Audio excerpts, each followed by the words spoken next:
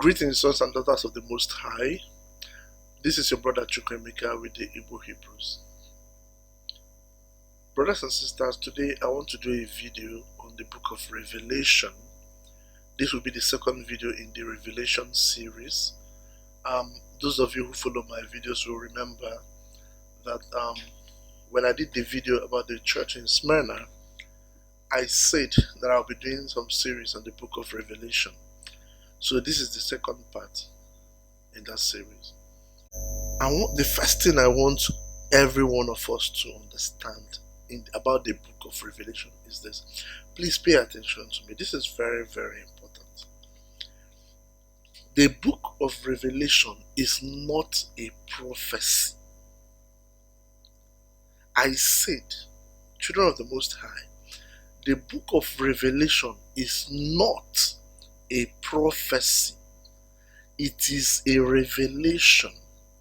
There is a huge difference between revelation and prophecy. Please pay attention. This is very important. Now, a prophecy is a message from the Most High given to an appropriate person, a prophet, to deliver to someone else or to some other people. On the other hand, a revelation is a plan.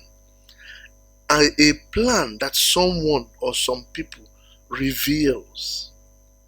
The difference between them is that a prophecy is not a secret. A prophecy is not meant to be hidden. It's meant to be externalized to those for whom it is meant. On the other hand, a revelation or a plan is a secret, and someone reveals it, either for good intention or for not so good intentions. Now, why am I making this distinction? I have seen so many situations whereby people will see what's happening today in the world, the evil that is being unfolded. Part of the evil, for instance, is like the issue of robotics, artificial intelligence, the issue of this one world government and all the rest of them. And instead of people talking about, okay, what can be done about this, they say, well, it's part of the prophecy, it's already in the scriptures, we should just turn to Jesus. That is not true. Children of the Most High, please pay attention to what I'm saying. It is not true. The book of Revelation is not a prophecy, it is a revelation. Someone has revealed a plan to you. A plan that has been put in motion has been revealed to you. A prophecy cannot be changed. If the Most High makes prophesy, if the prophet of the Most High prophesy that this is going to happen, if the person that gets that prophecy does not act or pray to the Most High, that will not be changed. On the other hand, a revelation of a plan can be changed. A plan can be delayed, it can be accelerated, it can be thwarted, it can be derailed, it can be diverted, and ultimately it can be abolished. It depends on what those for whom that plan is meant do, how they respond to that plan. Unfortunately, most people will just resign and say, oh yes, it's part of prophecy, it will happen, let us run to Jesus. Brothers and sisters, it is not prophecy, it's a revelation of a plan. That is very important. Now, okay, let's read Revelation chapter 12. From verse 1, it says, and there was a great wonder in heaven, a woman clothed with the sun and the moon under her feet, and upon her head a crown of 12 stars. And she, being with child, cried, travailing in pain, in birth, and pained to be delivered. And there appeared another wonder in heaven, and behold, a great red dragon, having 7 heads and 10 horns, and 7 crowns upon his head. And his tail drew the third part of the stars of heaven, and did cast them to the earth. And the dragon stood before the woman, which was ready to be delivered, for to devour her child as soon as it was born. And she brought forth a male child, who was to rule all nations with a rod of iron, and her child was caught up into heaven and to his throne. And the woman fled into the wilderness, where she had a place prepared of God, that they should feed her there 1,260 days. Then if we jump from there and go to, and brothers and sisters, please go and read this for yourself. Then again, I know that most of you have read this too. So let me just read the pertinent verses that we're going to need for this conversation.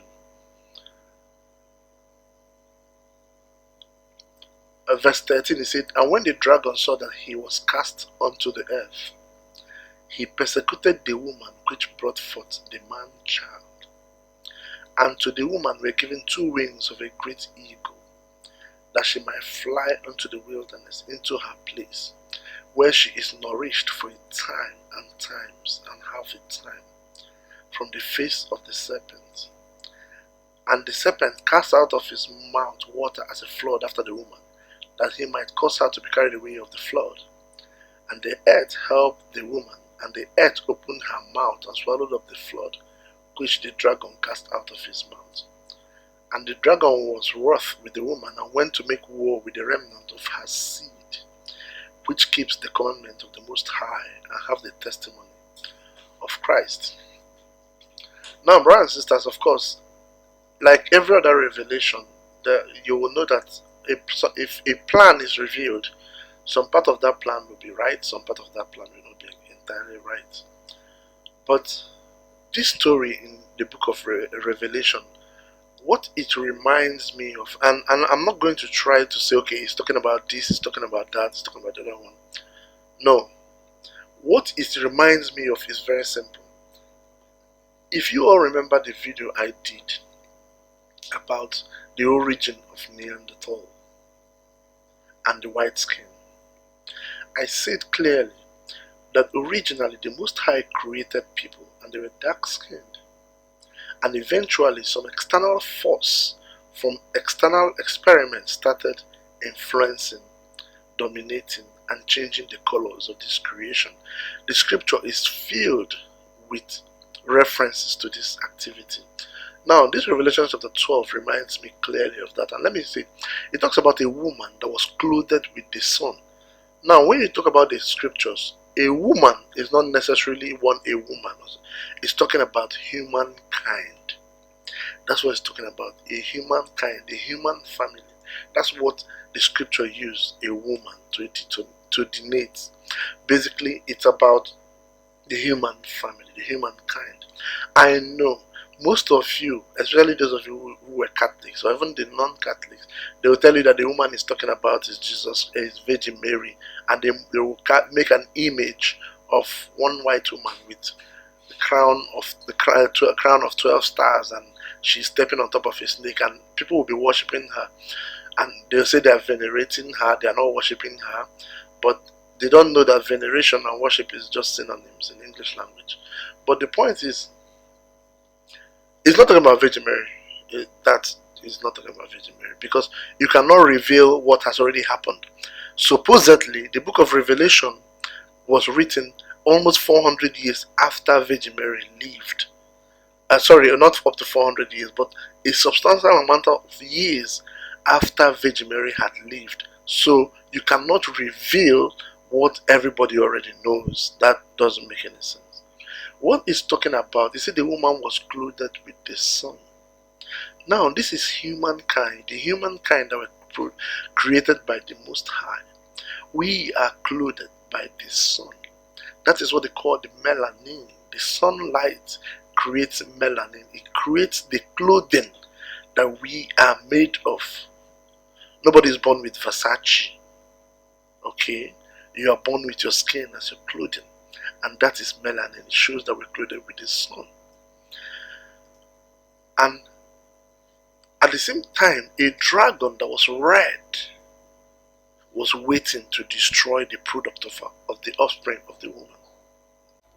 At the same time, brothers and sisters, the scripture tells us, Revelation 12:3, that a red dragon was waiting to destroy the offspring of that woman. Not all the offspring, it was waiting for a particular offspring of that woman. Now, the scripture says a red dragon, and this is clearly what I said in my early video about how the human race, a section of the human race, was turned from black, which is the natural skin that the Most High created them, into white by these entities, these experimental entities that scientists call Neanderthal. Brothers and sisters, if you look at the first part of this Revelation series, you realize that we were in the Middle East. The Middle East is the center of the earth. If you are the one who created the earth, you will put people there in the middle of it. You won't go and put them at the periphery, you put them at the middle of it. And when this was happening, we had to run into Africa. Africa is the place that was made for the woman, to protect the woman for time and half a time. Africa is that wilderness that was made to protect us. When we ran into it, the Most High put a barrier, a land barrier, which we call the Sahara Desert, between us and this invading entities called the red dragons. The book of Daniel, chapter 2, said clearly that they should mingle themselves with the seed of men.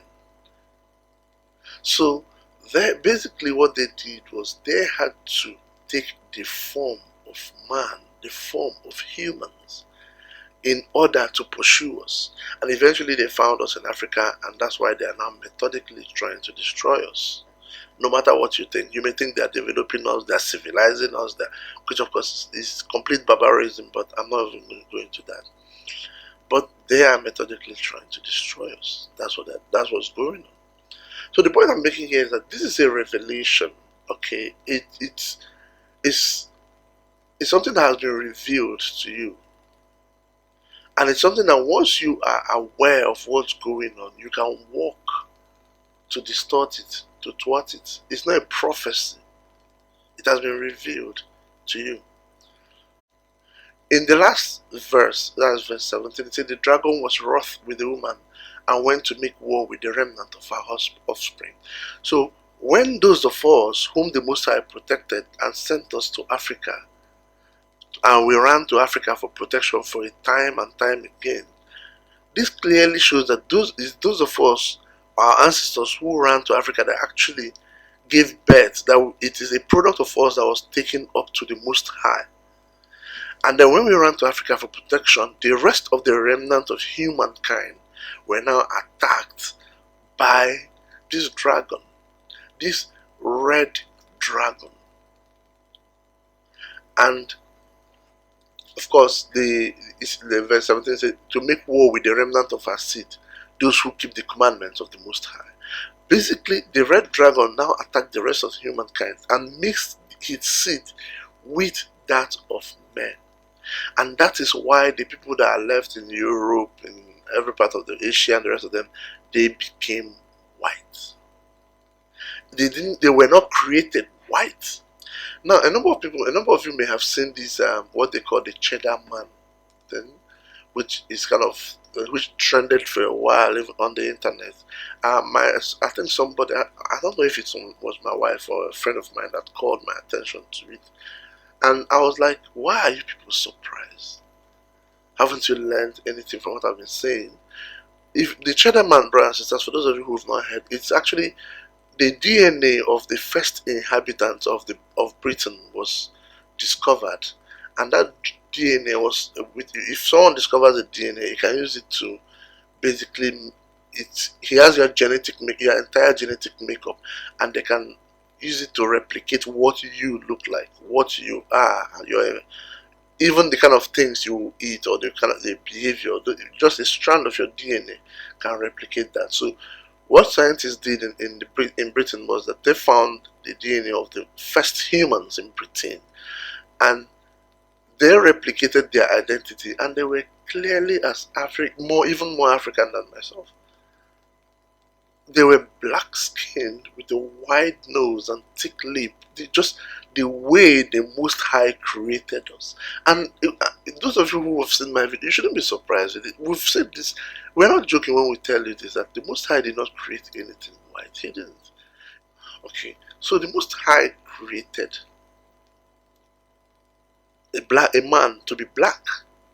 But this dragon went to make war with the remnant of the offspring, and he did that by mixing his seed with the seed of man and turning them white. If you look at the map of the world, you find that in a country where you have white and black population, the white is actually from the north, while the black is actually from the south. So you find that they migrate, the process of turning people from black to white is actually from the north downwards. The more northward you are, the whiter you are actually. Now, so you see how the dragon moves, the red dragon attacking the rest of mankind after our ancestors ran into Africa. It's important that you see how the red dragon moves. I'm not going to be bogged down who the red dragon is. Well, not in this part of this Revelation series. Some people say it's the British Empire, some people say it's the Roman Empire, some people say it's the Greek, Alexander the Great, Adolf Hitler, the Bolsheviks, the this, the that. I'm not going to be bogged down on that. You can clearly see the mark, an entity that is turning the creation of the Most High from black to white. That is, you can clearly see the consequence of that. So it doesn't matter who it is, because the dragon can take on many forms. The dragon at some point in the book of Revelation relinquished authority to a number of beasts. Most people do not know that there are like 2 beasts in the book of Revelation. In the book of Daniel chapter 7, it talks about 4 beasts, all created by the dragon and empowered by the dragon. So I don't want to waste my time wondering who is the beast. Is it the beast or no? I can clearly see what they are doing. That is why this is a revelation. A plan has been revealed to you. Assuming you know that the dragon is the British Empire, or maybe the Danish Empire, what are you going to do about that? The only thing you can do is to thwart the plan that has been revealed to you. The identity of the dragon is not very important, to be honest with you.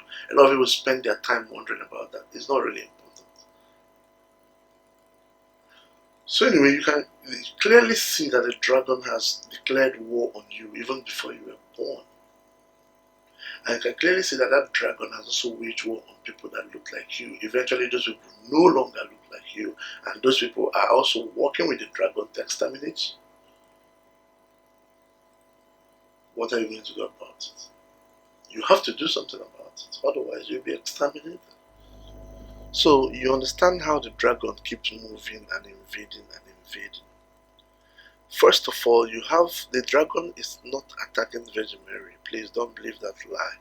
It's not attacking Virgin Mary, because this revelation was done after supposedly Virgin Mary and Jesus supposedly would have lived. It's telling you that the dragon, a red dragon, is attacking a humankind that is clothed with the sun, as a melanin rich humankind. So it's basically describing how the human race was basically turned from melanin rich, that's clothed with the sun, to red. That's what it's describing here. It's basically telling you that there is a red dragon that is out to persecute you for whatever reason, to destroy you, and that red dragon has already persecuted and destroyed your kind that were not taken to a place of safety.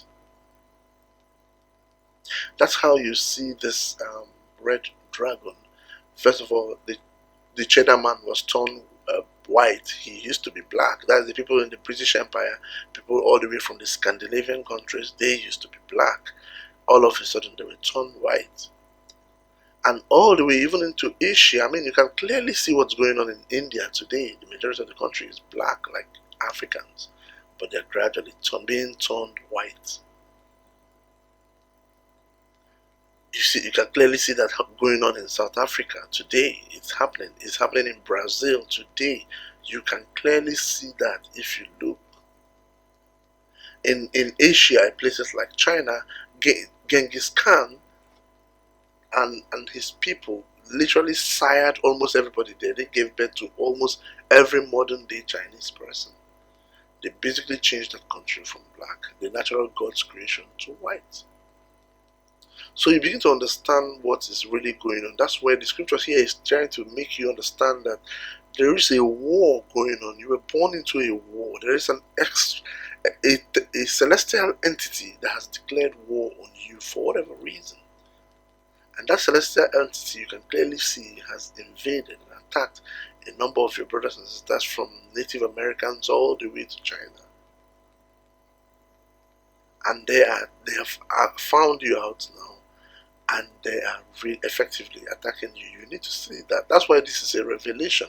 If we come out and realize that, look, we are under attack, there is a war being waged on us, we can walk towards avoiding what these people are bringing. And what are they really bringing? They're bringing confusion. They're bringing secret societies, cults in the name of Christianity, making you hate what you already have, what has saved you all this while. Answer the ways of your fathers, the ways of your ancestors, making you hate and turn against this thing. They're making you reliant on them. Now, one of the misconceptions people face when they read the book of Revelation, they say, okay, this is prophecy, so there's nothing we can do. All we need to do is to call on Jesus, and Jesus will come and save. Well, that's not correct. That is where the deception is in the revelation. I mean, you can call on Jesus from now till next week. Nothing will happen until you go out there and look at what happened in the past. Let me use Igbo land as an example. Today, in the past, when the Europeans and when the Ottomans invaded Igbo land, Igbo people didn't call on Jesus. They went to battle. They used the tradition that the God of Abraham has given us, and we went to battle and we defeated them. So that's why we are not Muslims, because they came to Islamize us. They did come to Islamize us. We went to battle with the power of the God of Abraham and we defeated them. Unfortunately, they came again, this time as the British. They came again and they brought in Christianity and said, oh, don't worry, don't forget about what the God of Abraham gave you. Come and take Jesus. Well, we have been calling on Jesus till now, from now till next week. The Fulani headsmen are still slaughtering us. Even while we are calling on Jesus, right there as they're calling, they are still slaughtering you. The people that we defeated in battle are now slaughtering us. That's because we've abandoned the ways of our fathers. That's the consequence of it. A revelation is not a prophecy. Anyway, that's it for the part 1. The part 2. Next time we will discuss the Revelation chapter 13, which is actually part of a very important chapter in Revelation, and we'll discuss that. The importance of today's teaching is clear. Revelation is not a prophecy; it is a revelation. It's a plan. If you understand that plan, you can walk towards it. And the Most High bless you. So,